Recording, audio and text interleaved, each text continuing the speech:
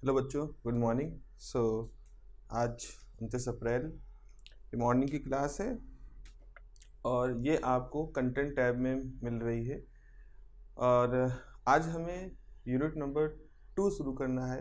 Quantum mechanics का जो हम लोग का पेपर है, तो क्वांटम मैकेनिक्स के पहले पेपर में हम लोगों ने न्यूमेरिकल कुछ कर लिए थे और आगे भी कुछ करते रहेंगे।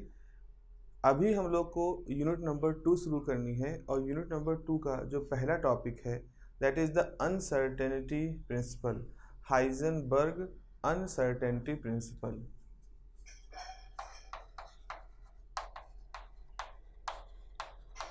हाइजेनबर्ग्स अनसर्टेनिटी प्रिंसिपल। पिछले क्लास में, पिछले यूनिट में हम लोगों ने एक सिद्धांत आखिरी में पढ़ा था जिसे कहा जाता है बोहर का कॉरेस्पॉन्डेंस प्रिंसिपल। बोहर का जो कॉरेस्पॉन्डेंस प्रिंसिपल है वो एक मोर फिलोसफिकल टाइप का एक कह लो कि एक सिद्धांत था, ऑब्जर्वेशन था बोहर का कि कोई भी नई थ्योरी जो बनाई जाती थी फिजिक्स में या बनाई जाती है फिजिक्स में, वो किसी न किसी पुरानी थ्योरी में रिड्यूस होनी चाहिए। मतलब आज आपने कोई फार्मूला लिखा है तो उस फार्मूले में ऐसा ज़रूर कुछ होना चाहिए कि कुछ वेरिएबल घटा दें तो वो किसी पुराने फार्मूले जैसा हो जाए। तो ये एक तरह से वैलिडिटी का तरीका था कि ये प्रूफ करना कि भाई हमने जो नई चीज़ खोजी है बिल्कुल सही है, तो इसका मतलब है कि इस नई चीज़ में पुरानी थ्योरी भी आनी चाहिए, ये उससे बढ़ोतरी दिखाई। ये चीज़ें शुरू में दिखी और कुछ हद तक फॉलो भी हुई, लेकिन जैसे जैसे क्वांटम मैकेनिक्स और गहराई से डेवलप होती गई वैसे वैसे लगा कि कॉरेस्पॉन्डेंस प्रिंसिपल उतनी अच्छी तरीके से फॉलो नहीं हो पा रहा है। अब अगर कॉरेस्पॉन्डेंस प्रिंसिपल के होने की बात करें तो हाइजेनबर्ग का इसमें रोल आता है। हाइजेनबर्ग वॉज, आप स्टूडेंट कह लो या कलीग कह लो, बोहर के थे। तो बोहर को उन्होंने एक हाइपोथेटिकल एक्सपेरिमेंट सजेस्ट किया था, मतलब उनसे डिस्कस किया, being a Guru, being a senior person, जिसे हम अभी गामा रे एक्सपेरिमेंट पढ़ेंगे, gamma ray electron microscope experiment पढ़ेंगे। उस थॉट एक्सपेरिमेंट, मतलब वो एक्सपेरिमेंट कोई परफॉर्म नहीं किया गया और ना अभी तक हो पाया है, उसे हम थॉट एक्सपेरिमेंट कहते हैं, काल्पनिक एक्सपेरिमेंट जो हमारे सामने कुछ चैलेंजेस रखते हैं। तो हम लोग पढ़ेंगे जब वहाँ पहुँचेंगे। तो उस एक्सपेरिमेंट को सुन करके, समझ करके बोहर ने कॉरेस्पॉन्डेंस प्रिंसिपल जैसी बात शुरू कर दी कहनी, और उन्होंने हाइजेनबर्ग को भी प्रमोट किया कि आपने जो ये सोचा है इसको अगर इस तरह से सोचा जाए, कॉरेस्पॉन्डेंस जैसे जो उनके फिलोसफिकल थॉट थे उनकी तरह सोचा जाए तो ज़्यादा अच्छे से आप समझ पाओगे। उन सारी वार्ताओं, उन सारे विचार विमर्शों के बाद हाइजेनबर्ग एक सिद्धांत, एक मैथमेटिकल सिद्धांत लेकर के आते हैं। और ये मैथमेटिकल सिद्धांत जो होता है ये आप मान सकते हो क्वांटम मैकेनिक्स के कॉर्नर स्टोन है। क्वांटम मैकेनिक्स की जो पूरी बिल्डिंग खड़ी है उसकी सबसे मजबूत खंभा जो है वो अनसर्टेनिटी प्रिंसिपल है। और अनसर्टेनिटी प्रिंसिपल हमें प्रकृति के कुछ बहुत ही गूढ़ रहस्यों को बताता है कि प्रकृति काम कैसे करती है। अगर मोटे तौर पे देखा जाए, थोड़ा बहुत तो आपने अनसर्टेनिटी प्रिंसिपल पढ़ा है पिछले क्लासेस में, केमिस्ट्री में पढ़ा होगा, 11वीं 12वीं के दौरान आपने शायद फिजिक्स में पढ़ा हो। तो मोटे तौर पे आप इसको ऐसे समझो कि it is a negative statement. It is a negative statement. जैसे आपने नेगेटिव स्टेटमेंट सुने हैं, कहीं आप मेट्रो पे जाएं या रेलवे स्टेशन पे जाएं, वहाँ लिखा है कि यहाँ सिगरेट पीना मना है। मना है मतलब मना, नेगेटिव वहाँ पर वर्ड आ रहा है, और ये अपने आप में काफ़ी पावरफुल वर्ड है। अब कोई पूछे, अच्छा मैं क्या यहाँ पानी पी सकता हूँ, क्या मैं यहाँ पर कोल्ड ड्रिंक पी सकता हूँ, क्या मैं यहाँ पर कोई और पेय पदार्थ पी सकता हूँ? आप सब पी सकते हो, आप खाली सिगरेट नहीं पी सकते। अब खुद ही सोचो, अगर वो ऐसी लिस्ट बनाते जिसमें लिखते क्या क्या आप कर सकते हैं तो पूरी दीवार भर जाती वहाँ पर, लेकिन क्या नहीं कर सकते वो एक लाइन में लिख दिया गया है। तो जो नेगेटिव स्टेटमेंट है ये हमें क्वांटम मैकेनिक्स की सीमाओं के बारे में बता रहा है कि इसके लिमिटेशन क्या है। यानी जब आप किसी थ्योरी से कुछ निकालना चाहते हो कि इस थ्योरी से हम क्या क्या देख सकते हैं, क्या क्या जान सकते हैं, तो उसमें एक लिमिटेशन ऐसा आ जाता है कि हम ये नहीं समझ पाते हैं कि हम किस लिमिट पे जा कर के रुक जाएं। तो अनसर्टेनिटी प्रिंसिपल हमें बताता है कि हम क्वांटम मैकेनिक्स से क्या नहीं कर सकते, किस लिमिट पे जा करके हमें रुक जाना पड़ेगा, वो हमें क्वांटम मैकेनिक्स की लिमिट बताती है, जो अपने आप में बहुत मजबूत, बहुत बड़ी चीज़ है। लिखने के लिए भी हम लोग लिख लेंगे, जरा समझ लें हमने क्या कहा। हमने ये कहा कि जब हमारा पार्टिकल होता है, वो पार्टिकल जब मूव करता है तो उसके पास तरंग का व्यवहार आ जाता है, तरंग का व्यवहार आ जाएगा, ठीक है।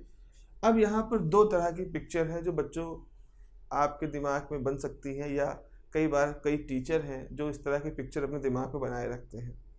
वो ऐसा कहते हैं कि जैसे ये पार्टिकल चलना शुरू किया तो इस पार्टिकल के चारों तरफ एक वेव नेचर आ गया, ऐसे वेव नेचर आ गया, और आपने कहा कि हमारे पार्टिकल के चारों तरफ एक वेव पैकेट बन गया, और जहाँ जहाँ ये पार्टिकल जा रहा है वहाँ वहाँ ये वेव पैकेट जा रहा है। अगर हम इस चीज़ को ऐसे सोचते हैं तो ऐसा लग रहा है कि हमारी ये चिट्ठी थी, चिट्ठी का एक लिफाफा है, लिफाफा के अंदर चिट्ठी है, जहाँ जहाँ लिफाफा जा रहा है चिट्ठी जा रही है। ये सब कोई सामान मंगाते हैं तो वो पैक होकर के आता है। आपने फ्लिपकार्ट या अमेजन से कोई सामान मंगाया तो सामान भी आया, उसके साथ उसका डिब्बा भी आया। डिब्बे को जब चीर के देखा तो उसके अंदर सामान निकला। तो ऐसा लग रहा है कि पार्टिकल चल रहा है और पार्टिकल के चारों तरफ एक वेव पैकेट बन गया, और ये वेव पैकेट वैसे है जैसे खोल है ऊपर, अंदर पार्टिकल होगा। अगर हम इस वेव पैकेट को चीर के देखें तो हमें पार्टिकल दिखेगा। ऐसा पिक्चर है ये, मैंने जो इतने सालों में बात की है लोगों से और बच्चों से जो वाइवा या वैसे, तो मुझे ये चीज़ देखा काफ़ी बार, मुझे लगा कि बच्चे ऐसे ही सोच रहे हैं। ऐसे सोचना लाजमी भी है क्योंकि ये हम रोज़मर्रा की ज़िंदगी में ऐसा रिलेट कर पा रहे हैं। लेकिन अगर हम इस चीज़ के सिद्धांत को ऐसे देखेंगे तो हम किसको वायलेट कर रहे हैं? कॉरेस्पॉन्डेंस प्रिंसिपल को। मैंने आपको नोट भेजा है, उसमें कॉरेस्पॉन्डेंस प्रिंसिपल का एक पहलू ये भी था जिसमें बोहर कहते हैं कि अगर पार्टिकल वेव प्रॉपर्टी रख सकता है और पार्टिकल के पास पार्टिकल प्रॉपर्टी तो है ही, तो ये दोनों प्रॉपर्टी एक साथ नहीं होंगी। और ये चीज़ इलेक्ट्रोमैग्नेटिक वेव के साथ भी है। अगर इलेक्ट्रोमैग्नेटिक वेव किसी समय फोटॉन है, फोटॉन का व्यवहार रख रहा है तो वो वेव का व्यवहार नहीं रखेगा। अगर वेव का व्यवहार रख रहा है तो फोटॉन का व्यवहार नहीं रखेगा।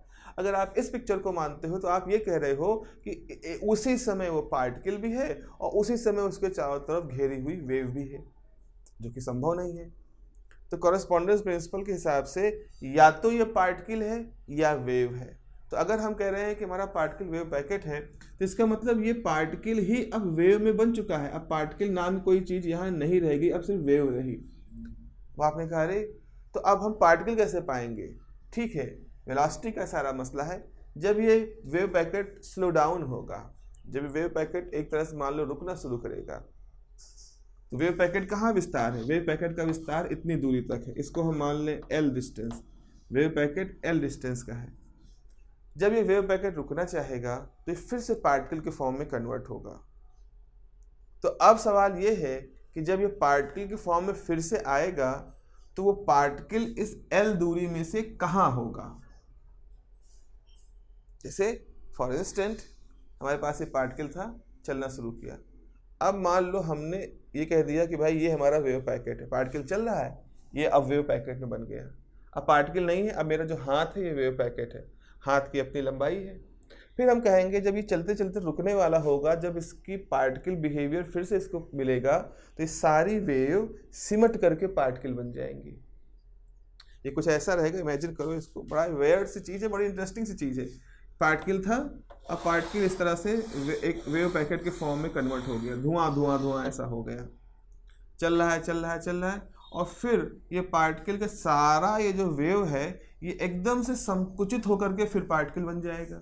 तो पहले पार्टिकल था, चलना शुरू किया तो इस तरह से वेव फॉर्म में कन्वर्ट हो गया, और वेव फॉर्म फिर आगे बढ़ी तो किसी पर्टिकुलर पॉइंट पे श्रिंक करके पार्टिकल में बन गई। अब सवाल हमारे पास ये है कि जब वेव पैकेट के फॉर्म में थी तो ये एल लंबाई में फैली थी, पूरा पार्टिकल जो था ये एल लंबाई में फैला था। लेकिन जब ये श्रिंक होगा, ये सारी की सारी वेव एक पर्टिकुलर पॉइंट पे आकर श्रिंक होकर के पार्टिकल का रूप लेगी। तो वो पार्टिकल का रूप कहाँ दिखेगा? हमें पार्टिकल का रूप यहाँ दिखेगा, हमें पार्टिकल का रूप यहाँ दिखेगा, या हमें पार्टिकल का रूप यहाँ दिखेगा। कहाँ पर पार्टिकल दिखेगा इसकी भी तो कोई बात बताए हमें। तो यहीं पर अभी हमें अनसर्टेनिटी है, यहाँ पर अनिश्चितता है। हम निश्चित रूप से नहीं कह सकते कि पार्टिकल, ये जो पूरी तरंग जब संकुचित होगी तो सिर्फ बीचों बीच में आकर के रुकेगी, या यहाँ पर पार्टिकल दिखाई पड़ेगा, यहाँ पार्टिकल दिखाई पड़ेगा, वी डोंट नो। और इसी को ही अनसर्टेनिटी प्रिंसिपल आंसर करता है। इसको जरा एक ऐसे एग्जाम्पल से समझो। बचपन में मैंने एक पिक्चर देखी थी, बाल फिल्म थी, मुझे याद है, पता नहीं क्यों उस मेमोरी में अभी भी। उसमें वो चेतन, छोटा चेतन आई थिंक नाम था, बाद में उसके ऊपर दोबारा से मूवी बनी थी। तो छोटा चेतन मूवी में ऐसा होता है कि कुछ बच्चे होते हैं, वो एक घर में जाते हैं और उस घर में जा कर के वो वहाँ एक भूत होता है। वो भूत लोगों को डराता था।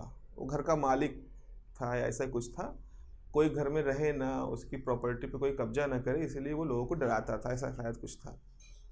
बच्चों को कोई फर्क नहीं पड़ा। बच्चे जब गए तो वो जब वो चीज़ें फेंकता या ऐसा घटनाएं करता तो बच्चों को बड़ा मजा आता। तो भूत को भी बच्चों से बड़ा स्नेह हो गया। और भूत तो था, दृश्य था, वो तो पूरे कमरे में व्याप्त था, मतलब उसका कोई आकार नहीं था। तो बच्चे जब उससे दोस्ती हो जाती है तो बच्चे कहते हैं तुम कौन हो, तो बताता है कि मैं भूत हूँ। कहा अच्छा ठीक है, मुझे दिखो। तो कहा मैं कैसे दिखूँ, मैं दिख नहीं सकता, मैं हवा में हूँ। ऐसा नहीं, आप दिखो मुझे, वरना हम आपकी दोस्ती कैसे होगी, हम आपसे खेलें कैसे। तो कहता है फिर क्या करें। तो कहता है ठीक है, जैसे तुम कहो। भूत बच्चों से कहता है जैसे तुम लोग कहो मैं वैसे तुम्हारे सामने आ जाऊं, कुत्ते बिल्ली कुछ भी बन के मैं आ सकता हूँ, मेरे पास पावर है। तो वो लोग, उसमें से बच्चा होता है स्केच करता है, तो स्केच करके एक बच्चे का फोटो बनाता है, स्केच करके एक बच्चे का फोटो बनाता है और भूत से कहता है देखो, मतलब हवा में से लहराता है, कहता है देखो ये जो बच्चा बना है इसके जैसा बन जाओ। ठीक है, अब जरा सोचो, वो बड़ा सा कमरा जिसमें बच्चे सारे खड़े हैं और भूत उस बच्चे का आकार लेगा। जब वो भूत बच्चे का आकार लेगा, यानी तरंग व्यवहार में था, वो पार्टिकल व्यवहार में आएगा, तो कमरे में वो उनको कहाँ सबसे पहले दिखेगा। कमरे के बीचों बीच वो आकार लेगा, कि कमरे के इस कोने में आकार लेगा, कि कमरे के उस कोने में आकार लेगा। वो जब दिखेगा तो किस जगह पर आपके सामने प्रकट होगा। तो इसके बारे में तो अनिश्चितता है ना, कि इसके बारे में भी कोई रूल है। तो अनसर्टेनिटी प्रिंसिपल इसी तरह के बारे में एक रूल है कि जब पार्टिकल फिर से रीअपियर होगा, तरंग व्यवहार को छोड़ करके जब पार्टिकल व्यवहार आएगा, तो उसके कहाँ दिखने की संभावना, प्रोबेबिलिटी हम बता सकते हैं, तो उसके कहाँ पाए जाने की संभावना सबसे ज़्यादा है। और जहाँ पाए जाने की संभावना सबसे ज़्यादा है, उसी हिसाब से हम उसकी अनसर्टेनिटी निकाल सकते हैं।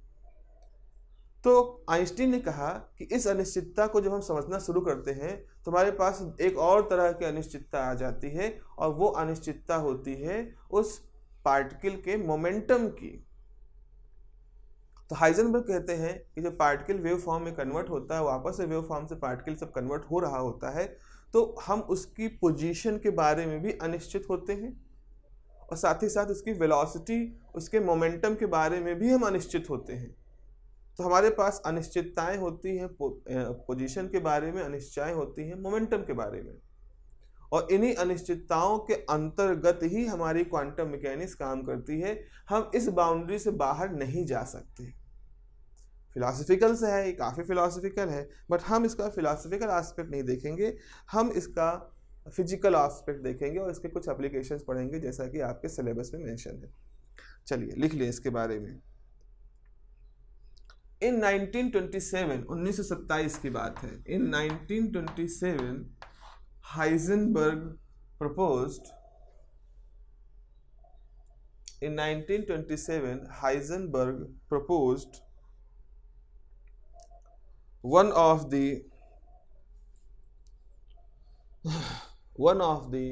fundamental principle of quantum mechanics,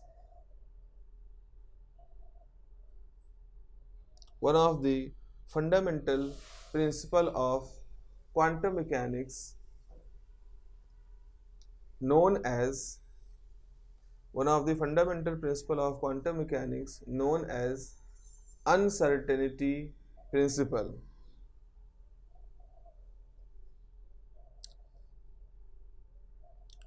Known as uncertainty principle.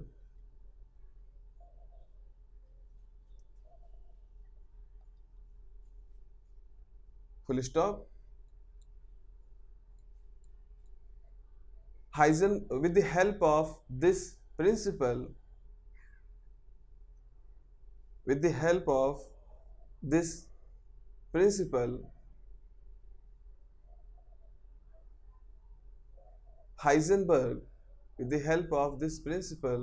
Heisenberg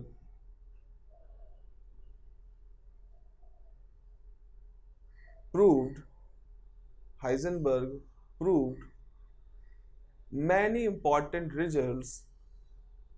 Heisenberg proved many important results in the field of physics.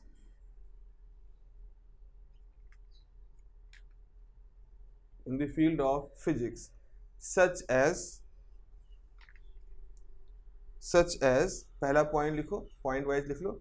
such as non-existence of electron in nucleus,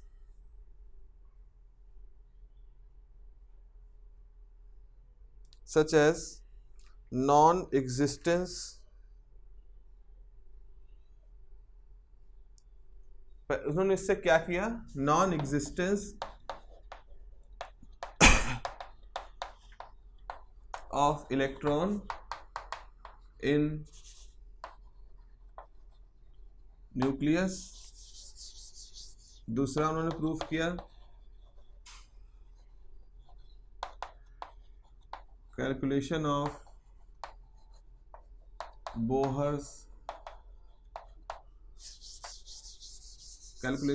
Bohr's first orbit.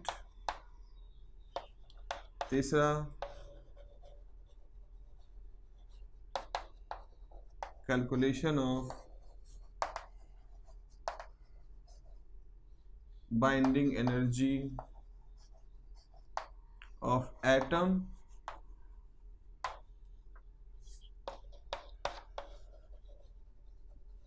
Calculation of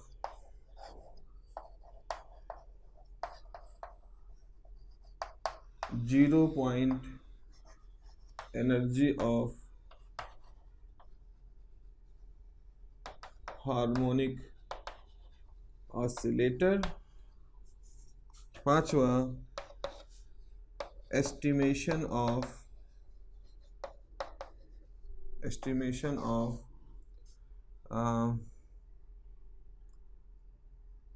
width of energy level.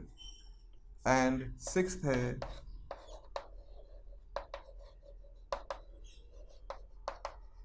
verification of concept of packet, या कह लो de Broglie's concept. तो जिस समय Heisenberg ने सिद्धांत दिया, propose किया 1927 में, उसके बाद उन्होंने इतने सारे सिग्निफिकेंट काम किए. एक बहुत सिग्निफिकेंट काम तो उस समय ये था कि उस समय रदरफोर्ड की थ्योरी काम कर रही थी. लोग सोच रहे थे कि इलेक्ट्रॉन जो होता है न्यूक्लियस के अंदर होता है. आज आप लोग जानते हैं इलेक्ट्रॉन न्यूक्लियस के अंदर नहीं होता. इलेक्ट्रॉन न्यूक्लियस के बाहर चक्कर लगाता है. न्यूक्लियस के अंदर प्रोटॉन न्यूट्रॉन होते हैं. लेकिन एक समय ऐसा था 1927 का समय, जब रदरफोर्ड की थ्योरी ये काम कर रही थी कि इलेक्ट्रॉन न्यूक्लियस के अंदर होते हैं. इसका कारण क्या था, क्योंकि बीटा डीके, जैसे रेडियो एक्टिव एलिमेंट से बीटा डीके होता है, तो बीटा डीके जो होते हैं तो बीटा पार्टिकल कुछ और नहीं होते, वो इलेक्ट्रॉन या पॉजिट्रॉन होते हैं. यानी इलेक्ट्रॉन उसका एंटी पार्टिकल होते हैं. तो ये था कि जैसे ही कोई बीटा पार्टिकल निकलता है तो न्यूक्लियस के साइज में चेंज हो जाता है, और जब बीटा पार्टिकल को देखो तो इलेक्ट्रॉन पाया जाता है. तो इसका सीधा सा मतलब है कि इलेक्ट्रॉन न्यूक्लियस से निकला होगा, तभी न्यूक्लियस को बदल दिया इसने. तो रदरफोर्ड ने अपनी एक्सपेरिमेंटल ऑब्जर्वेशन से ये बात कही थी, और ये प्रचलित थ्योरी थी उस जमाने में. लोग इसको मानते थे क्योंकि और कोई चारा भी नहीं था, वरना बीटा डीके ना एक्सप्लेन कर पाते. अनसर्टेनिटी प्रिंसिपल जब लेके आते हैं हाइजेनबर्ग, तो वो अपने सिद्धांत से साफ साफ सिद्ध कर देते हैं कि नहीं भाई, न्यूक्लियस के अंदर इलेक्ट्रॉन नहीं रह सकता. तो जब ये होता है तब ये होता है कि अच्छा, अगर न्यूक्लियस के अंदर इलेक्ट्रॉन नहीं रह सकता तो फिर बीटा डीके क्यों होता है. तो ये हाइजेनबर्ग थे जो एक प्रपोजल देते हैं कि जरा ध्यान से देखो, न्यूक्लियस के अंदर सिर्फ प्रोटॉन नहीं होगा, न्यूक्लियस के अंदर एक और पार्टिकल होगा जिसको न्यूट्रॉन कह सकते हैं, जो कि न्यूट्रल होगा। अगर आप उसको ढूंढ लें तो आप न्यूक्लियस का सही मॉडल बना पाएंगे। ऐसा कहा जाता है कि जब रदरफोर्ड को यह सलाह दी गई, रदरफोर्ड की थ्योरी को हाइजेनबर्ग ने ठीक किया, फिर रदरफोर्ड को सलाह दी कि अगर हम न्यूट्रॉन की डिस्कवरी कर पाएँ या न्यूट्रॉन जैसा पार्टिकल की संभावना को ढूंढ पाएँ तो हम एक सही न्यूक्लियर मॉडल दे सकते हैं। तब रदरफोर्ड अपने एक स्टूडेंट जेम्स चैडविक को ये टारगेट करते हैं कि भाई तुमको ये काम मिल रहा है कि तुमको ऐसा न्यूट्रल पार्टिकल खोजना है, और फिर जेम्स चैडविक लग जाते हैं अपने गुरु की आज्ञा पर उस न्यूट्रल पार्टिकल खोज में, जिसके होने कोई संकेत ही नहीं थे, बजाय सिर्फ एक संकेत था कि अनसर्टेनिटी प्रिंसिपल से हाइजेनबर्ग को ऐसा लग रहा है, लोग ऐसा सोचना शुरू कर रहे हैं। अब वो न्यूट्रल पार्टिकल जो ना मैग्नेटिक फील्ड में डिफ्लेक्ट हो पाए ना इलेक्ट्रिक फील्ड में डिफ्लेक्ट हो पाए, उसको ढूंढा कैसे जाए, that was a big challenge. और जेम्स चैडविक उस चैलेंज को एक्सेप्ट करते हैं एंड डिस्कवर करते हैं न्यूट्रॉन को, और जिसके लिए उनको पुरस्कार भी दिया जाता है। तो ये एक बहुत बड़ा काम था हाइजेनबर्ग के अनसर्टेनिटी प्रिंसिपल का। उसके बाद बोहर फर्स्ट ऑर्बिट, बोहर का मॉडल 1914 में आ चुका था, लेकिन उस मॉडल में फिर भी बहुत सारी लोगों की ऑब्जेक्शंस थे, शंकाएं थी, थोड़ा सा इफ बट हूँ हाँ ऐसा ना नुकुर चल रहा था उसके बारे में, कोई मतलब खुले दिल से पूरी तरह से एक्सेप्टेंस उसका नहीं हो पा रहा था। कभी कोई एक्सपेरिमेंट होता तो उसमें ये चीज़ निकलती तो वो ना समझ पाए आती, कुछ ऐसा होता। बोहर के इस मॉडल को और ज़्यादा मजबूती से मैथमेटिकली स्थापित किया था हाइजेनबर्ग के प्रिंसिपल ने, जब उन्होंने इस अनिश्चितता के सिद्धांत की सहायता से बोहर ऑर्बिट की रेडियस कैलकुलेट कर दी थी। तो एक थ्योरी थी जो बोहर की एक तरह से कैलकुलेशन कर रही थी, तो एक दूसरी थ्योरी थी जो उसको दूसरे तरीके से इस्टेब्लिश कर रही थी। ये भी बड़ा काम था। हम एटम बंधा हुआ है न्यूक्लियस से साथ, तो बोहर ने एक तरीका बताया था कैसे न्यूक्लियस की बाइंडिंग, एटम की बाइंडिंग एनर्जी निकालते हैं। हाइजेनबर्ग ने भी अपने तरीके से एटम की बाइंडिंग एनर्जी निकाली, और उतनी निकाली जितनी की पहले थी। तो ये भी बोहर की थ्योरी को सपोर्ट मिल गया। Calculation of zero point energy of harmonic oscillator, तो क्वांटम मैकेनिक्स के हिसाब से जो हार्मोनिक ऑसिलेटर होते हैं, यानी जो ऑसिलेटिंग ऑब्जेक्ट होते हैं, उनकी एनर्जी कभी भी जीरो नहीं हो सकती। क्लासिकल मैकेनिक्स में हम ये कहते हैं कि अगर हम T बराबर 0 केल्विन पहुंच जाएं, 0 केल्विन टेम्परेचर पर पहुंच जाएं, तो हमारे दुनिया का सारा सिस्टम रुक जाएगा, सभी तरह की गतियां खत्म हो जाएंगी। पर हाइजेनबर्ग ने प्रूव कर दिया था कि नहीं, ऐसा नहीं होगा। अगर हम क्लासिकल मैकेनिक्स हिसाब से देखें, क्लासिकली जब दुनिया की सारी एनर्जी खत्म हो जाएंगी तो भी क्वांटम मैकेनिकली एक मिनिमम एनर्जी बची रह जाएगी। यानी इस ब्रह्मांड के अस्तित्व को बचाए रखने के लिए क्वांटम मैकेनिकली एक मिनिमम एनर्जी हमेशा रहेगी, भले आप पूरे ब्रह्मांड का टेम्परेचर 0 केल्विन कर दो। उस एनर्जी को नाम दिया गया जीरो पॉइंट एनर्जी, जो कि क्वांटम नेचर की होती है। अब एनर्जी क्यों होती है, इसका पूरा का पूरा श्रेय सिर्फ क्वांटम मैकेनिक्स को जाता है, तो क्लासिकल मैकेनिक्स हिसाब से तो एनर्जी 0 हो जानी चाहिए 0 केल्विन पर, ये बताते हैं। उसके बाद जो हमारी एनर्जी लेवल्स होती हैं, बोहर ने कहा था कि एक ऊर्जा स्तर होगा, फिर दूसरी ऊर्जा स्तर होगा। तो हाइजेनबर्ग ने कहा ये ऊर्जा स्तर सिर्फ एक पर्टिकुलर एनर्जी वैल्यू नहीं होगी, इस ऊर्जा स्तर में एनर्जी की एक रेंज होगी। ये एनर्जी जो लेवल होंगी वो ग्रुप ऑफ एनर्जी लेवल होंगी, एनर्जी स्पेक्ट्रम वहाँ पर दिखाई पड़ेगा। उससे उन्होंने फाइन स्ट्रक्चर को भी एक्सप्लेन कर दिया। और साथ ही साथ उसके बाद हाइजेनबर्ग ने जो सिद्धांत दिया, इससे डी ब्रॉगली सिद्धांत को और सपोर्ट मिला, जो कि डी ब्रॉगली के रिजल्ट से हाइजेनबर्ग ने अपने रिजल्ट प्रूव किए। और हाइजेनबर्ग का रिजल्ट सही है, इसका सबसे बड़ा सबूत था कि इलेक्ट्रॉन न्यूक्लियस के अंदर नहीं रहता है, प्रूफ हो गया था। तो हाइजेनबर्ग का सिद्धांत प्रूफ हो गया, और उससे फिर से डी ब्रॉगली सिद्धांत को सपोर्ट मिल गया। तो आप देख सकते हो, एक व्यक्ति जब इस समय काम कर एक सिद्धांत देते हैं और उसके बाद इतने सारे उनसे नए नए और ज़रूरी, बहुत, ये अपने ज़माने के बहुत बड़े बड़े चीज़ थी। जहां आइंस्टीन ऐसे व्यक्ति थे जो कि नई सोच लेके आ रहे थे, नई सिद्धांत दे रहे थे, फोटो इलेक्ट्रिक इफेक्ट, वही हाइजेनबर्ग लोग ऐसे थे जो कि उस सिद्धांत के बाद जो कुछ बना था उसमें जितनी शंकाएं थी, चाहे बोहर की थ्योरी पे शंका थी, चाहे श्रोडिंगर की थ्योरी पे शंका थी, चाहे डी ब्रॉगली के थ्योरी पे शंकाएं थी, इन शंकाओं का समाधान करने के वाला एक ऐसा नियम बता रहे थे। तो ऐसा लिटरेचर में है, ऐसा हम लोगों ने पढ़ा है बायोग्राफीज में कि आइंस्टीन खुद, जैसे आइंस्टीन की तो पूरी दुनिया मुरीद थी, आइंस्टीन एक जीनियस थे, एक मतलब एक्सपर्ट थे, हर चीज़ के जीनियस की कैटेगरी में आते हैं। तो जब आइंस्टीन जब समाज में थे तो आइंस्टीन भी क्या किसी को जीनियस मानते थे? तो आइंस्टीन ने खुद अपनी बायोग्राफी में कई जगहों पे लिखा है कि वो अपने जीवन में 2 व्यक्तियों से बहुत ज़्यादा इम्प्रेस्ड रहे। एक थे मैक्सवेल, जिनसे वो कभी मिले नहीं थे वो उनके प्रसिद्ध होने से पहले ही मर चुके थे, लेकिन उनकी थ्योरी उनको इतना प्रभावित की थी कि उन्होंने उनको अपने, जैसे एकलव्य द्रोणाचार्य वाला था कि वो उनकी फ़ोटो अपने यहाँ रखते थे हाइजेनबर्ग के अपने ऑफिस में, कि उनको देख के हमेशा मोटिवेट हो सके कि कैसे एक व्यक्ति इस तरह सोच सकता है। तो मैक्सवेल को अपना गुरु मानते थे, मतलब नॉट फिजिकल गुरु, ऐसे ही हाइपोथेटिकली क्या कहो, एकलव्य जैसे। और दूसरा जो व्यक्ति जिससे बहुत ज़्यादा प्रभावित थे वो थे हाइजेनबर्ग। वो हाइजेनबर्ग की प्रतिभा के कायल थे। उन्होंने कहा कि ये अकेला आदमी वन मैन आर्मी है। जितनी हमारी पूरी ब्रिटेन की, जर्मन थे हाइजेनबर्ग, और मूल रूप से वो भी जर्मन थे, आइंस्टीन भी। तो वो कहते थे कि जितनी हम पूरी कम्युनिटी है हम सोच सकते हैं, कम्युनिटी मतलब बोहर, आइंस्टीन, पाउली, ये सब, वो सब सोचने की क्षमता अकेले हाइजेनबर्ग के पास है। तो वो हाइजेनबर्ग को उस क्षमता का व्यक्ति मानते थे, वन मैन आर्मी कहते थे कि ये अकेला व्यक्ति पूरी इस समय के फिजिक्स समुदाय को रिप्रेजेंट कर सकता है। जितनी क्षमता उनकी उतनी अकेले हाइजेनबर्ग की, और थी भी, ऐसा नहीं उसमें कोई दो राय था। इस तरह की चीज़ों को एक्सप्लेन करना, फिलॉसफी से गणित से फिलॉसफी निकाल के लाने की जो क्षमता थी हाइजेनबर्ग की, वो ये थी। और हाइजेनबर्ग ने बहुत काम किया। आने वाले समय में आप पढ़ोगे, जैसे जैसे आप पढ़ते जाओगे, मास्टर्स करोगे, उसके बाद पढ़ोगे, तो आप पाओगे कि व्यक्ति कैसे सोच सकता है, कैसे उसकी दिमाग की क्षमताएं कहाँ कहाँ जा सकती हैं। चलिए, अब इसका स्टेटमेंट क्या है ये हम लोग लिखते हैं। तो स्टेटमेंट लिखें, एक मिनट देखें टाइम क्या होगा। चलिए जल्दी से इसको लिख लेते हैं। स्टेटमेंट लिखें। स्टेटमेंट लिखोगे, it is impossible to,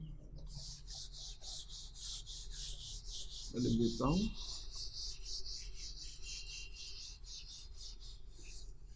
it is impossible to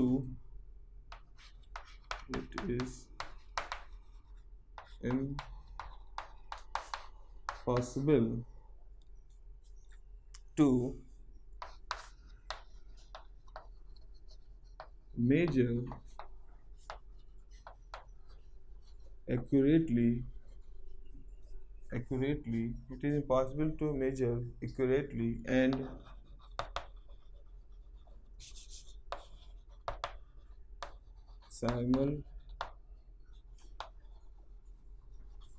it is impossible to measure accurately and simultaneously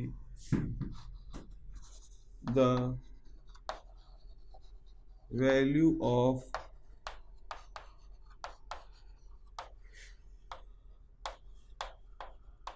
it is impossible to measure accurately and simultaneously the value of both the members of canonical conjugate pairs.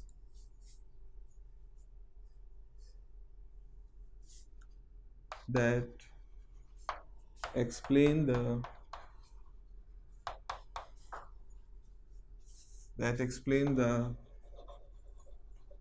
nature of atomic system। ये पूरा statement, ये standard statement है। ये उस तरह का statement नहीं है जैसा कि आप लोगों ने फिजिकल केमिस्ट्री में पढ़ा होगा या पहले पढ़ा होगा, जहाँ हम सीधे पोजीशन और मोमेंटम की बात करते हैं। हमने यहाँ पर इसको जनरलाइज कर दिया है। तो यहाँ पर ख़ास तौर पे इस टर्म को आप देखो, canonical conjugate pair. Canonical conjugate pair ये एक नया वर्ड है, मेरे ख्याल से आप लोगों को दिख रहा होगा। That explain the nature of atomic system. सिद्धांत कहता है ये असंभव है कि गणना कर लें बिल्कुल एक्यूरेसी के साथ और एक ही समय में एक्यूरेसी के साथ हम गणना कर पाएँ किसकी, उस वैल्यू की, both the members of canonical conjugate pair.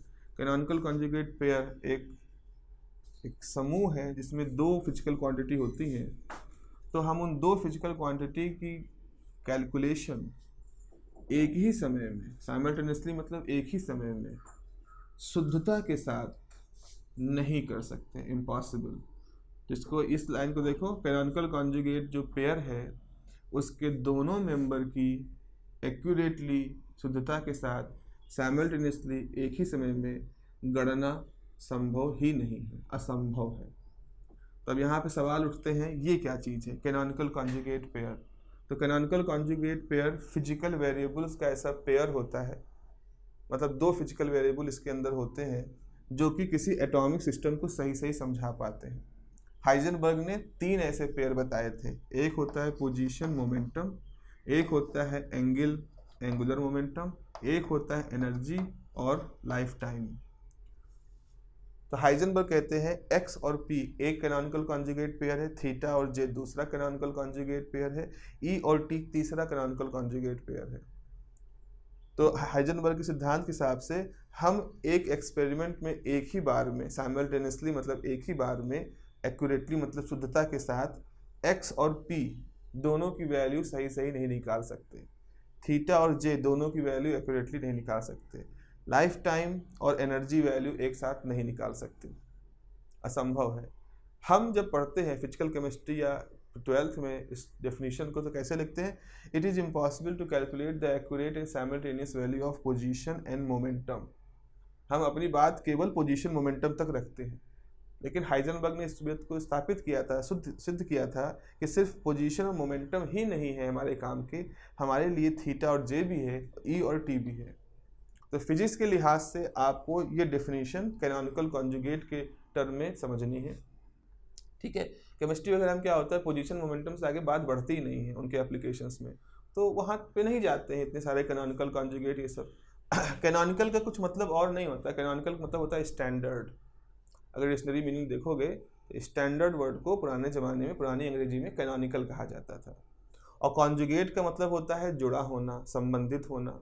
जैसे आप कहते नहीं हो कि कॉम्प्लेक्स कॉन्जुगेट x प्लस आई वाई का कॉम्प्लेक्स कॉन्जुगेट क्या, x माइनस आई वाई। तो कॉन्जुगेट मतलब होता है उसका सहयोगी उसका काउंटर पार्ट। तो कैनोनिकल कॉन्जुगेट मतलब स्टैंडर्ड तरीके से जुड़े हुए पेयर, मतलब दो क्वांटिटी।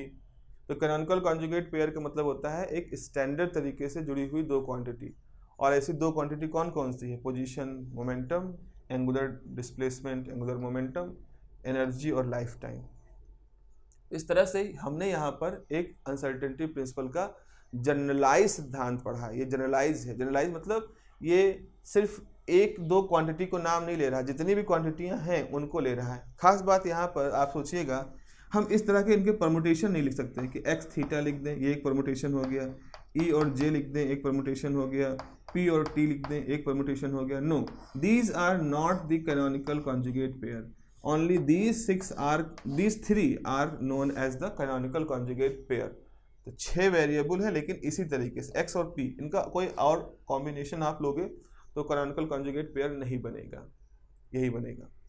तो ये है हमारा अनसर्टेनिटी प्रिंसिपल को बनाने क्यों कैसे खोजा, कॉरेस्पॉन्डेंस प्रिंसिपल से उन्होंने इसको शुरुआत की फिलॉसफिकली, और फिर देखना शुरू किया कि कैसे कैसे इसको हम मैथमेटिकली फॉर्मुलेट कर सकते हैं। तो ठीक है, कल अगले क्लास में हम लोग इसको मैथमेटिकल फॉर्मुलेट करेंगे, इसका मैथमेटिकल एक्सप्रेशन लिखेंगे, और फिर इसके जो ये हमने 5-6 एडवांटेज उसके लिखे थे, उन 5-6 में से मेरे ख्याल से 3 या 4 आपके सिलेबस में मेंशन है, तो उनको करेंगे। तो मूल रूप से आप देखोगे यूनिट नंबर 2 का 60% तो हम अनसर्टेनिटी प्रिंसिपल ही पढ़ रहे होंगे और उसके अलग अलग एप्लीकेशंस। तो this is a very interesting portion. चलो फिर मिलते हैं अगले लेक्चर में, तो अगले लेक्चर में फिर आपको हम ये सब चीज़ें आगे बताएंगे। ठीक है, बाय।